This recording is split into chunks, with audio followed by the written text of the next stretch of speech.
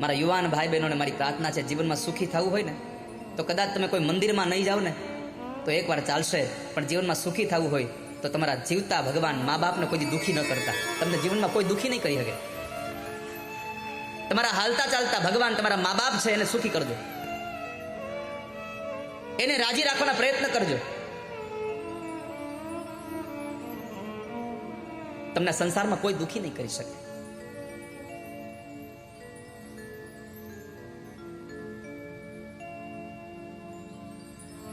માં દુઃખી થઈ ગઈ છે. જ્યારે મા બાપ જીવતા હોય ને ત્યારે એની સેવા ખૂબ કરી લેજો. એ મૃત્યુ પામશે પછી તમારી પાસે સેવાનો સમય નહીં રહે.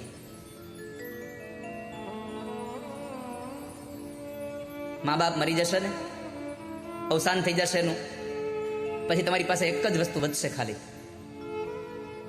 જેવો જેવો સમય આવશે ને ત્યારે એને યાદ કરીને રોવા સિવાય તમારી પાસે કાંઈ નહીં.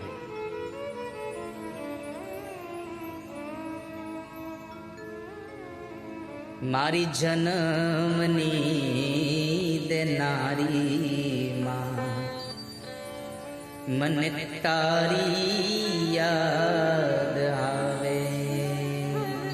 મારી જન્મની દેનારી માં, મને તારી યાદ આવે.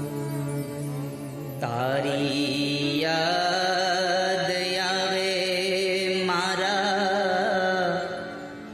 પાપણે પાણી પડાવે જો. મારી જન્મની દેનારી માં, મને તારી યાદ આવે.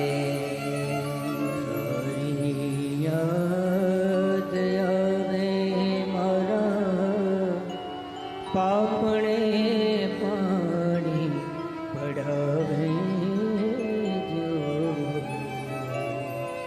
મારી જન્મની દેનારી માં, મને તારી યાદ. એક ગામડે એક માની વ્યથા બહુ દૂર. એક ગામડે 5 વર્ષનો દીકરો થયો અને પતિ ગુજરી ગયો.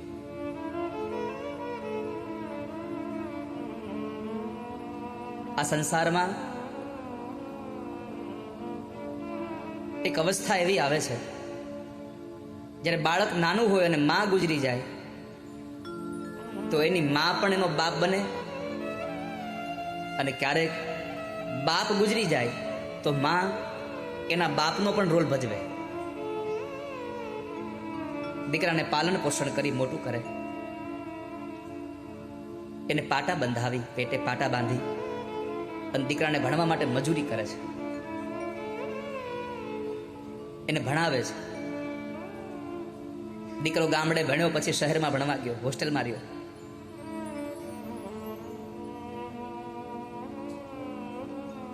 એક વાર માં એને મળવા ગઈ, મળીને આવી. થોડા વખત મહિનાઓ પસાર થયા, માને પાછી યાદ આવી. દીકરાની બહુ યાદ આવી ને એટલે માં ફરી પાછી એને સ્કૂલે મળવા ગઈ. સ્કૂલને છૂટવાનો સમય અને દીકરો બહાર નીકળે એવા સમય માં દરવાજા પર ઊભી હતી.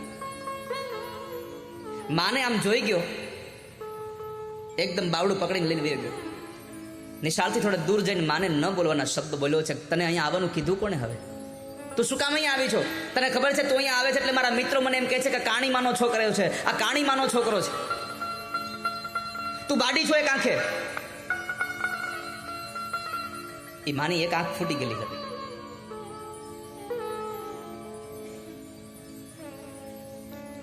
એક આંખમાંથી આંસુ નીકળ્યું. ભાઈ બેટા, તને કેટલા વખતથી જોયો નહોતો ને તો મને યાદ બહુ આવતી તારી. તને મળવાની ઈચ્છા બહુ થઈ હતી.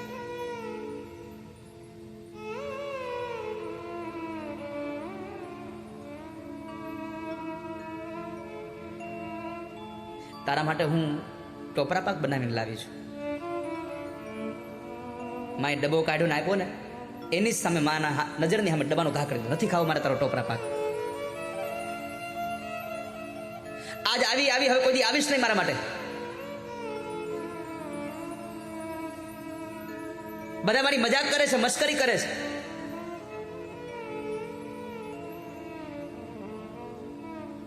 આંખનું આંસુ લૂછતા લૂછતા એટલું બોલી, માં હા ભાઈ બેટા, તારી કોઈ મજાક કરતું હોય તો હું નહીં આવું તને મળવા,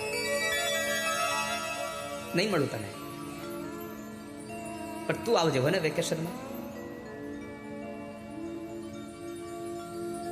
માં રડતા રડતા વહી ગઈ.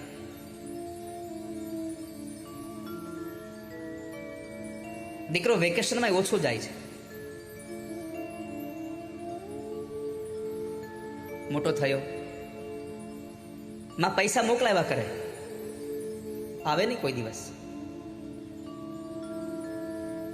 સંતાનોના સુખ માટે પોતાનું બધું સુખ છોડે ને, એવું જ્યારે હમળાય ત્યારે યાદ રાખવું, આ મા બાપ સિવાય આ સંસારમાં બીજું કોઈ એવું નથી કે આપણા સુખ માટે પોતાનું સુખ છોડી શકે.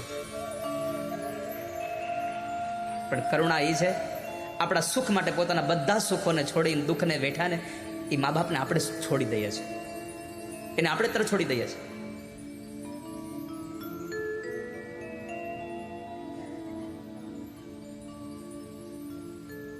દીકરો ભણવા ગયો, કોલેજમાં ભણતો હતો, સાથે ભણતી યુવતી સાથે પ્રેમ સંબંધ બંધાયો, અભ્યાસ પૂરો થઈ ગયો, પત્ર લખ્યા કરતો, આવતો નહીં બહુ, મારે આમ છે તેમ છે એટલે હું નહીં આવી શકું, તું પૈસા મોકલી દેજે, આમ છે તેમ છે કર્યા કરે. છોકરીનો બાપ તબંગર હતો એટલે એને પૈસા પણ પૂરા પાડ્યા કરતો હતો. કોલેજના અભ્યાસ પછી વિદેશ ભણવા જવા માટેની તક મળી. છોકરીના બાપાએ કીધું કે મારી દીકરી તારી હારે ભણવા આવશે સાથે, પણ તારે તારા મા બાપ પાસે જવાનું નહીં, એની લગ્ન કરી તો હું તને ભણવાના પૈસા આપું. લાલચમાં એ ગયો, માને ભૂલી ગયો, માને પત્ર આવતો બંધ થઈ ગયો. માં રોજ જોરે હો, સવાર પડે અને રાહ જોઈને બે આ દીકરાનો પત્ર આવશે, સાંજ પડે કોઈ સમાચાર ન આવે, પથારીમાં પડે, બે આંખમાંથી આંસુની ધારા નીકળતા નીકળતા માં સૂઈ જાય.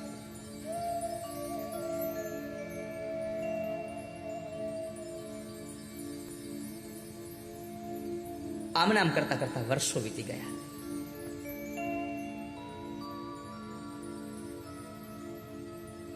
દીકરાએ પોતાની સાથે રહેલી એ સ્ત્રી સાથે લગ્ન કર્યા, મોટો ઓફિસર બની ગયો, દીકરાની ઘરે દીકરાઓ થઈ ગયા, પણ કોઈ દી માને યાદ નહોતો કરતો.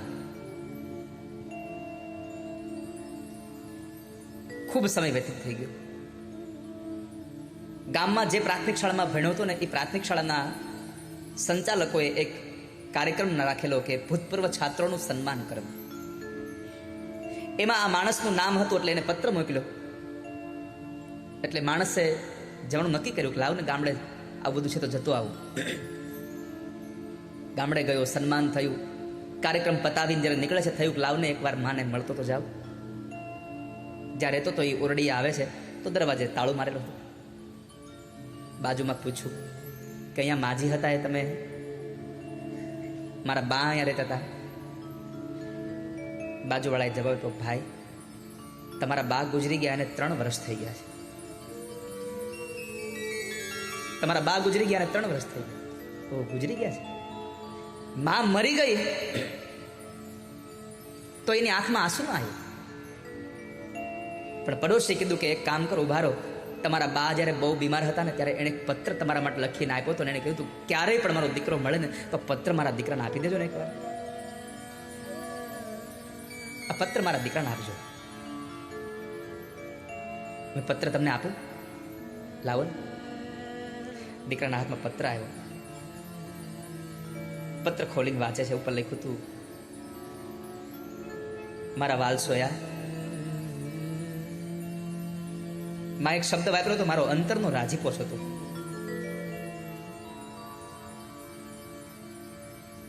મારો કાળજાનો ટુકડો છો તું. ભાઈ તારા બાપુજી ગુજરી ગયા પછી મેં કાળી મજૂરી કરીને તને ભણાવ્યો ગણાવ્યો.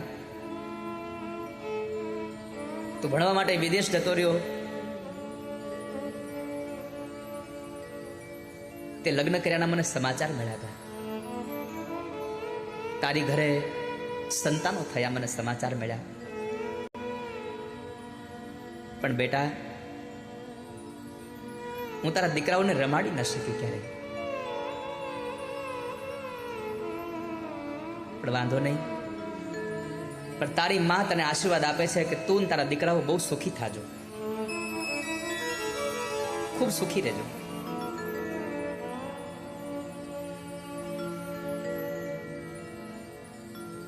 તારા દીકરાઓને મારા બદલામાં રમાડજે હો.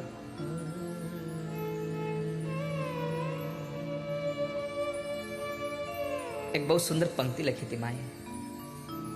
ભાઈ, તે દિવસે હું તારી નિશાળે આવીને અને તને લોકો તારી મજાક કરતા હતા, એટલે એ દિવસ માટે તારી આ કાણી માને માફ કરી દેજે. મારે ન આવવું જોઈએ તારી નિશાળે, તારી માને માફ કરી દેજે. પણ મારે તને એટલું કહેવું છે ભાઈ, આ તારી કાણી માં છે ને, એ એટલે કાણી બની છે કે તું જ્યારે નાનો હતો ને તારા બાપુજીની સાથે જતો હતો ત્યારે અકસ્માત થયો ને અકસ્માતમાં તારી એક આંખ ફૂટી ગઈ હતી. મને એમ થયું કે મેં તો બહુ બધી દુનિયા જોઈ લીધી, અમારો દીકરો એક આંખે કેમ દુનિયા જોશે, એટલે મેં મારી એક આંખ કાપી અને તને આપી દીધી. ભાઈ, તારી માં કાણી થઈ એનું મૂળ કારણ હતું કે તારી આંખે મારી આંખથી તારા શરીરમાં હું મારી દુનિયા જોવા માંગતી હતી. છેલ્લે લખ્યું હતું, તારી કાણી માના આશીર્વાદ સદાય સુખી રહેજો. આ શબ્દથી માણસની આંખોમાંથી આંસુની ધારા વહી ગઈ.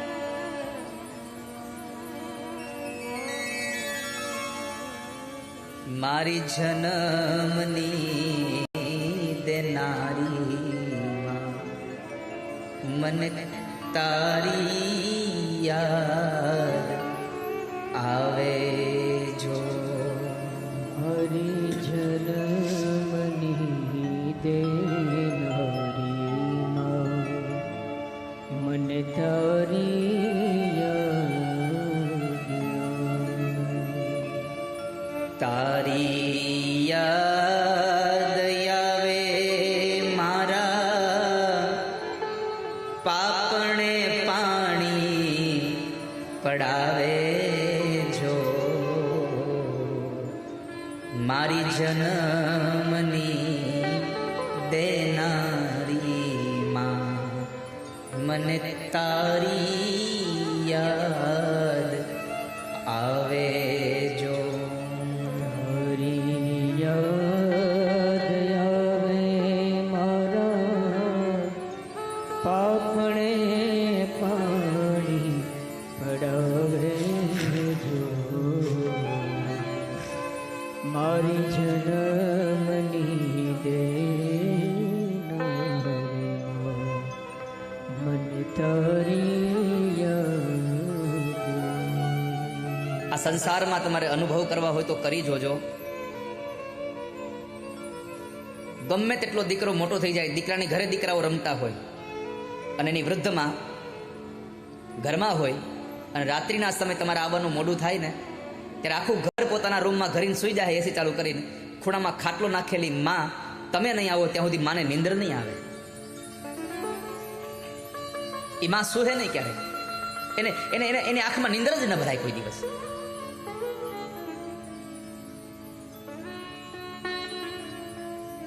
માં ઈ તો માં છે, બીજા બધાય વગડાના વા છે.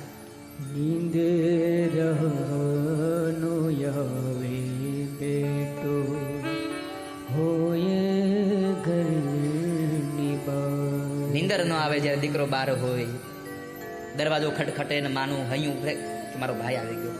દીકરો આવે ને ત્યારે તમે જોજો, માં પૂછશે હે દીકરા આવી ગયો, એમ નહીં પૂછે ભાઈ આવી ગયો બાપા. માં પોતાના દીકરાને ભાઈ કહીને બોલાવે, ભાઈ આવી ગયો બાપા. અને દીકરો એટલું કહીને હા બા હું આવી ગયો, પછી માં શાંતિથી સુઈ જાય. જ્યાં સુધી દીકરો બહાર હોય ને ત્યાં સુધી માને નીંદર ના આવે કોઈ દિવસ. આ સંસારમાં ભાગ્યશાળી તો એ છે કે જેને માં મળી છે, જેને માનો પ્રેમ મળ્યો છે.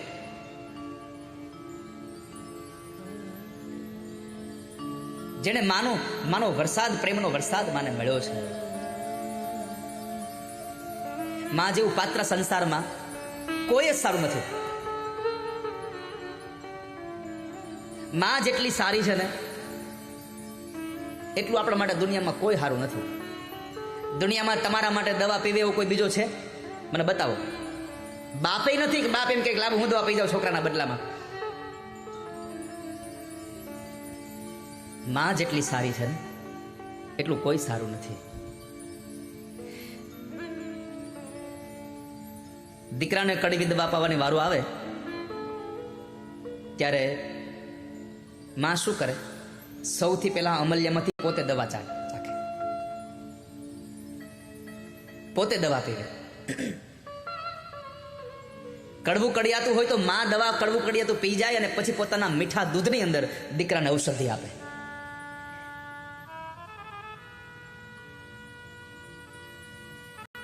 સંસારમાં માં જેવું પાત્ર કોઈ નથી. બાપ પોતાની જાતને ઘસીને પણ છોકરાઓને સુખી કરવા માટે થઈ અને કાળી મજૂરી કરે છે. મારી પ્રાર્થના એટલી છે યુવાનોને કે જિંદગીમાં બધું કરજો પણ એ મા બાપને ક્યારેય તડછોડતા નહીં. જેણે તમને જન્મ આપ્યો છે, જેણે તમને ખંભે બેસાડી ગામ દેખાડ્યું છે, જેણે તમારા માટે થઈને દુઃખને બેઠા છે, એને તમારા જીવનમાં તમે જ્યારે મોટા થાવ ત્યારે સુખનો છાંયો આપજો. બાકી જીવનની નોટમાં લખી રાખજો કે તમે તમારા મા બાપને સુખી નહીં કરો તો તમારા સંતાનો તમને સુખી નહીં કરે કોઈ દિવસ.